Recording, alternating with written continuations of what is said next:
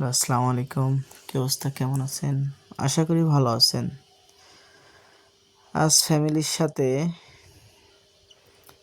হযরত খান জাহান আলীর মাজারে এসেছিলাম তার রওজা মোবারক জিয়ারতের উদ্দেশ্যে। জিয়ারত শেষে ফেরার পথে ৬০ গম্বুজ হয়ে যাচ্ছিলাম, তাই চিন্তা করলাম কিছু দৃশ্য নিয়ে যাওয়া যাক, যেটা সবার মাঝে দেখানো উচিত যে কতটা সুন্দর। কিন্তু যখনই ড্রোনটা ফ্লাই করলাম, তখন প্রশাসনের লোক এসে আমাকে বলতেছে, ভাইয়া ড্রোনটা নামান। আমি তাদের কথা শুনে ড্রোনটা নামাই দিলাম। তারপর আমার ড্রোনটা নিয়ে চলে গেল তার যে সিনিয়র কর্মকর্তা ছিল তার কাছে। নিয়ে যাওয়ার পরে সে অনেক কিছু জিজ্ঞাসা করলো, তারপরে সরি টরি বলে ড্রোনটা নিয়ে আসলাম।